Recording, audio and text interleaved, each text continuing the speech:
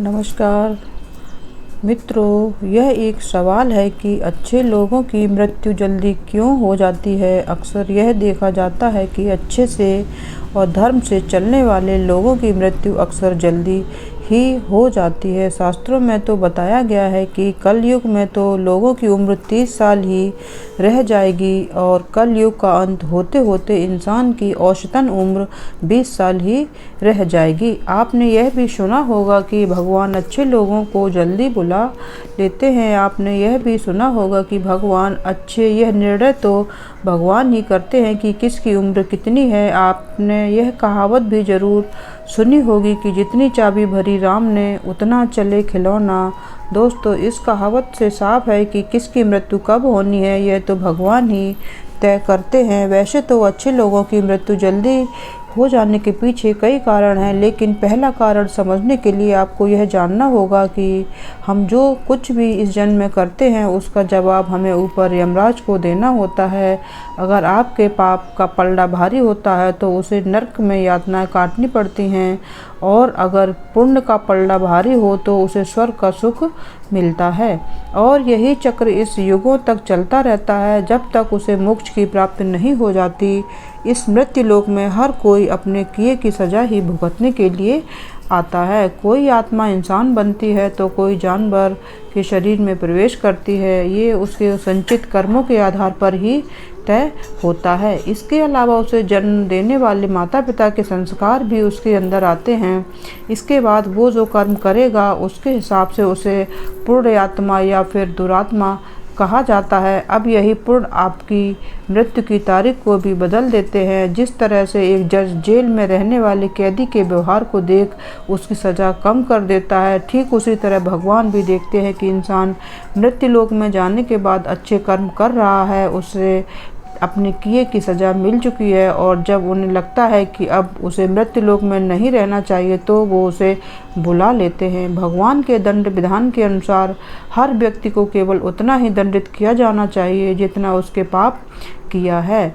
अब क्योंकि अच्छे लोगों के पाप कर्म बुरे लोगों के पाप कर्मों की तुलना में अधिक होते हैं, इसलिए अच्छे लोग अपने पापों का फल जल्दी ही भुगत लेते हैं। हिंदू धर्म में मानता है कि भगवान हर अच्छे आदमी को किसी न किसी उद्देश्य के साथ ही इसे मृत्यु लोक में भेजते हैं, और भगवान का अपना अवतार उन्हीं उद्देश्यों में शामिल है। इसलिए जब वो उद्देश्य जल्दी पूरे हो जाते हैं तब भगवान उन्हें वापस बुला लेते हैं। अर्थात अच्छे लोगों की मृत्यु उनके अच्छे कर्मों पर ही निर्भर करती है। इसके अलावा आपको ये भी बता दूं कि जो लोग ये कहते हैं कि मरने के बाद इंसान खाली हाथ जाता है, उन्हें यह जान लेना चाहिए कि 3 चीज़ें ऐसी हैं जो मरने के बाद भी उसके साथ जाती हैं। एक है संचित कर्म, दूसरा है स्मृति और तीसरी है जागृति। इसीलिए आप अब किसी से ये मत कहना कि आप खाली हाथ आए थे और खाली हाथ जाएंगे। क्या आपने कभी एकांत में यह सोचा है कि आपको यह मानव जीवन क्यों मिला है?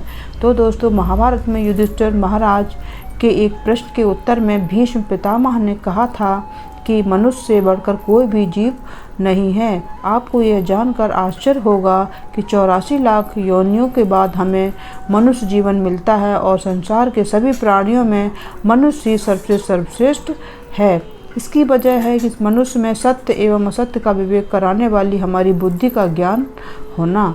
लेकिन इस धरती पर हम दुनियादारी के चक्र में कुछ इस तरह फंस जाते हैं कि हमारी बुद्धि सीमित दायरे में ही सिमट कर रह जाती है। हम सांसारिक सुखों को ही सब कुछ मानकर उसमें लिप्त रहने में ही अपना सौभाग्य और अपने जीवन की सफलता समझते हैं। ऐसा भी क्यों न हो, हर किसी में यही बताया गया है कि जिसने इस धरती पर जन्म लिया है उसकी मृत्यु निश्चित है। और अगर बात सनातन धर्म की करें तो इसकी एक मान्यता के अनुसार बच्चे के जन्म की छठी रात ही ब्रह्मा जी उसकी किस्मत लिख देते हैं, जिसमें उसके आने वाले कल जैसे विवाह, पढ़ाई, नौकरी, यहाँ तक कि मृत्यु की तारीख तक शामिल होती है। यही गलती हम कर जाते हैं, क्योंकि इसके बावजूद कोई भी व्यक्ति यह दावा नहीं करता कि वह पूरी तरह से सुखी है। सच्चाई यह है कि हमें सामान्य मानव जीवन के उद्देश्य की पूर्ति के लिए निरंतर प्रयास करते रहना चाहिए।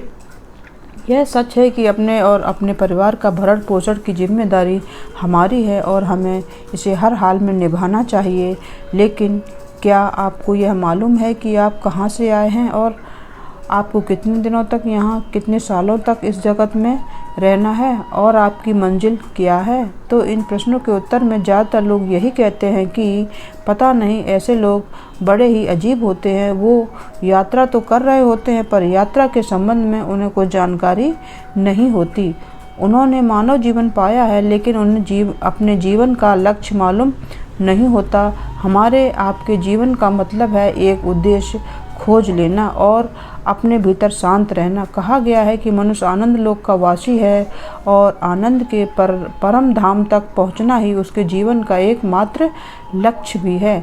इसलिए मनुष्य को इस संसार की मृग मरीचिका से निकलकर भव्य जीवन की प्राप्ति के लिए साधना के मार्ग को अपनाकर अपने गंतव्य को पहचानना चाहिए। इसी तरह दोस्तों, श्रीमद् भागवत गीता में भी भगवान श्री कृष्ण कहते हैं कि ये एक आध्यात्मिक और ईश्वरीय जीवन का पद है जिसे प्राप्त करके मनुष्य मोहित नहीं होता। अगर कोई जीवन के अंतिम समय में भी इस तरह की स्थिति में हो तो वह भगवत धाम में प्रवेश कर जाता है।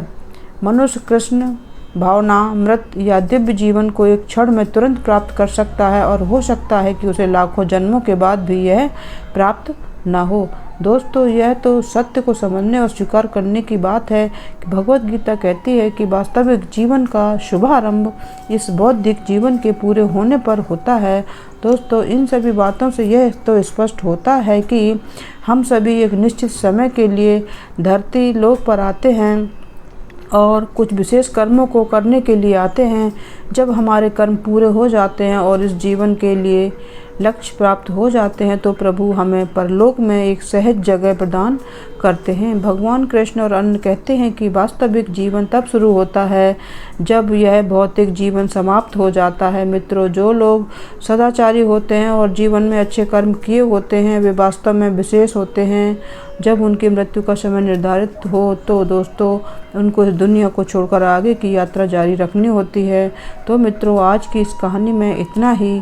आपको ये जानकारी कैसी लगी हमें कमेंट्स के माध्यम से बताएं। अगर अच्छी लगी हो तो अपने मित्रों को शेयर करें और चैनल को अभी सब्सक्राइब कर लें जिससे आने वाली वीडियो का नोटिफिकेशन आपको मिल सके। और अंत में वीडियो को लाइक करना ना भूलें। हमारे चैनल पर विजिट करने के लिए आपका बहुत बहुत धन्यवाद।